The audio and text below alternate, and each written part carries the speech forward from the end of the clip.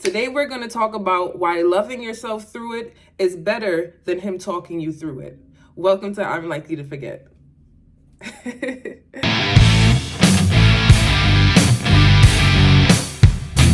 Yeah, I'm not here to give you advice. I'm not here to tell you what to do.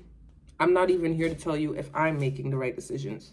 I'm just here to tell you what I've been doing and what I've been thinking about.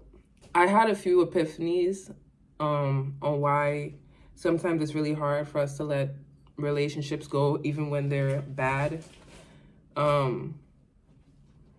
thought a lot about my own situationships, my own relationships, and a lot of them haven't been good. Like, a lot of them have not been good. Might I say all of them have not been good. Some of them on my part, some of it on somebody else's part it's been both ways. I'm not gonna act as if like I'm the perfect angel, because I am not.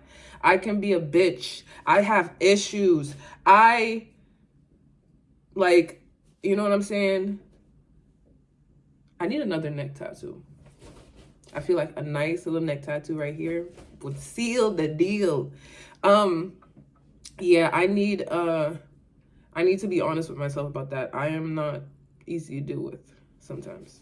But I think I'm pretty good. Like, you know what I'm saying? I think with a little bit of help, I think I would be pretty good. And I don't feel like me being the best is very far away. You know, I feel like I have to stop putting things that may not be socially acceptable or things that are just not socially conventional as bad things. And that's a hard process to do because society puts us in this mind space that we have to look, act, be seen this way, you know, for safety reasons, for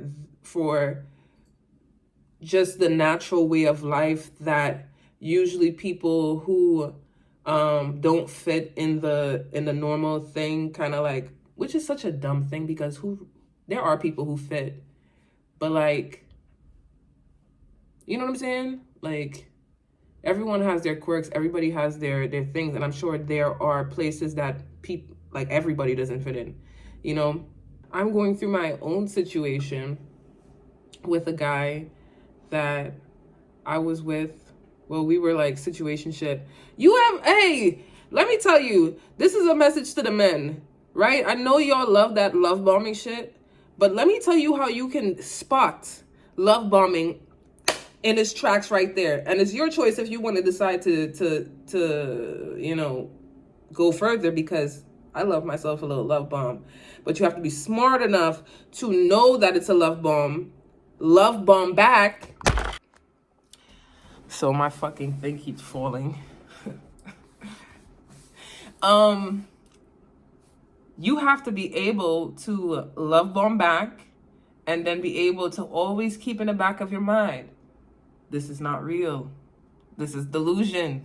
I'm just enjoying this for the moment. It feels great, but it's delusion. The reason I say that is because I was dealing with a situation where obviously he was love bombing me, because after a week he was like, I want to be with you and be in a relationship. Huh?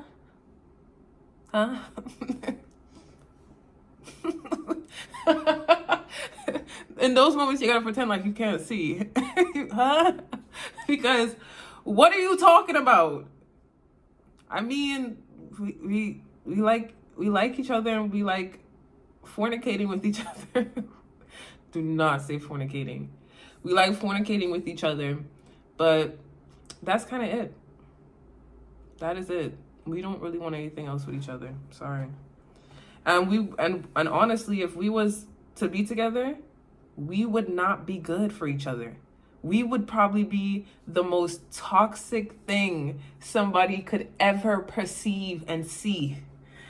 And you know, I love myself a little toxicity. I'm not gonna lie to you. It's spicy. It's giving chaotic. I love it because I am chaotic.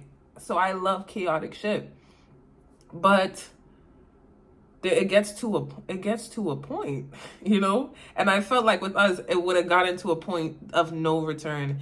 Niggas would have been, yeah, niggas would have been nigging. Niggas would have been niggering. You know what I'm saying? So he was like asking after after a week, he was like, yeah, I want to be with you. Da, da, da. So I went with the ploy. Nigga, because I am all about the plot. So I was like, yeah, let's go. Let's do the relationship shit. Nigga, after one fucking day, I was like, what am I doing? No. So I texted him. I was like, no, I don't want to be together. Start of the toxicity. No, I don't want to be together. And, you know, it's just not going to happen. So that was the beginning of the end, y'all. And that was like after 1 week, y'all. I'm 27. I know I'll grow up when I'm 30. That was the beginning of the end. I literally had to pull myself back and be like, nah, this is not going to work. This is not going to work. We're going to be the most toxic thing people have ever known. So moving on, I was like, you know, we kept seeing each other, kept coming over and stuff like that. And he's still love bombing. We're still doing the love bombing thing where we're saying I love yous. We're saying I love yous. Yeah, that's when y'all don't be love bombing how I be love bombing. I be about that shit. I be about the love bomb game. I love you after a week. Yeah, nigga. I love you after a week or two. Yeah. Want to be in a relationship after 2 weeks? Yeah. Y'all not about it the way I'm about that. You ever listen, that's what I'm saying. The girls need to start love bombing the boys. We need to start love bombing the boys and really show them how it's done. Because guess what? With women, you think it's real. You'll never suspect it from us. You know what I'm saying? Women fall in love. Women love love. Women love to be in love. Oh yeah, buddy. we love it. So, you know, you got to be a sneaky detective with that shit. And as I was love bombing back, you know what I'm saying? I know in the back of my head, guess what? I'm still talking to other niggas. You may be my favorite, but I'm still talking to other niggas. And we kiki about the niggas I be seeing, and we kiki about the bitches you be seeing. That is when the situationship is good. Is when y'all could talk about the other people y'all be. That is when it gets good. I'm talking about that is when it gets great. If you can talk about the other niggas with your favorite nigga, locked in. So, you know, love bombing, talking about other situationships that we may see. Yeah. That was the life. But it quickly ended because honestly, it ended for some stupid ass reasons. Everything was good except the fact that this nigga had an attitude issue. Like, that is the worst thing you can bring to a sweet and nice situationship, is a stink ass attitude. You hear what I'm saying? You can't bring this is vacation. You bringing an attitude on vacation, my nigga? You can't do that. You got to enjoy it. You know what I'm saying? So, but he didn't have an attitude about like me seeing other guys or nothing like that. Ooh, you know what, guys? I want to tell y'all, got spicy. That's another thing too, with the love bombing. You gotta act like you care, but you don't really give a fuck, right? So when he would tell me that he saw other girls, I'd be like, you know what I'm saying? You gotta act like you give a fuck, but in the back you don't give a fuck because it brings more drama. It brings more spice. You know what I'm saying? You gotta. This is a movie. This is a drama movie, and we're bringing splash here. We're splashing a love bomb. We're splashing jealousy here. We're splashing this there, and then it combines into great sex. I'm teaching y'all something here. I'm teaching y'all something here. I'm teaching you how to be toxic, but for in a spicy way. You know what I'm saying? Like make it a movie at least. If you gonna do it, make it a movie. So I just got real passionate about that. So moving on. He had an attitude problem. You can't bring an attitude on vacation. You know what I'm saying? So I had to cut that. And what really made me cut is at first, because I like dramatic niggas. I like sassy niggas. I like when you have a little attitude, but you can't overdo it now. You can't. So he did something that was completely unforgivable. Unforgivable. The one thing when it comes to situationships, let's have respect for each other. Let's have respect. Let's treat each other like humans. And if we like each other the most and we're each other's favorites, let's have a soft spot for each other. You know what I'm saying? Little sprinkles of just favor. You know what I'm saying? Because that's what keeps it nice too. You know what I'm saying? It's like cooking. You add these little spices and it makes what it makes. So he I guess he asked me for advice on something, for a job or something. And he kind of asked me for advice, but he kind of didn't, where he was venting or whatever. But nigga, I'm not a robot. Like, yes, you can vent, but I'm also going to tell you, I don't think this is a good decision. Like, I don't think, you know what I'm saying? It's a good decision. So he asked me, he was telling me about the situation. And as he's talking, I'm starting to realize, you ever hear somebody be talking and you realize they're the problem? You gotta and I have to know that now. Sometimes you just gotta eat that. Like, you just gotta shut the fuck up. You know what? You right. You got it. And that's what I did not do. But I'm glad I didn't do it, because it showed his real colors. So he doesn't like what I have to say. So he's like, can you leave? And I was like, who are you talking to? Then boom, this is the kicker. He's like, you gotta wait outside while you leave. Who the fuck are you talking to? Who are you talking to? And that is when you gotta bring out the nigga in you. Every woman has a little nigga in them. You just gotta find it. You gotta find a nigga in you. You gotta find it. And that's when you bring the nigga out. Who the fuck are you talking to? And put the fear of God in them. Because this is the thing with men. They think because they have the physicality on their side that somehow that makes up for everything. No, nigga, I will kill you. Like, I will. And we'll just have to deal with that story after the fact. But yeah, I was like, and I got real calm too. I was like, oh, okay. I was like, first of all, I'm not waiting outside, nothing. So I stand there and I get my Uber and I wait and I'm calm. And he's just sitting there on his phone. And I'm like, you don't even know this is going to be the last time you ever see me. Oh, look at you. You think I'm going to forgive you after this? Oh, buddy. Oh.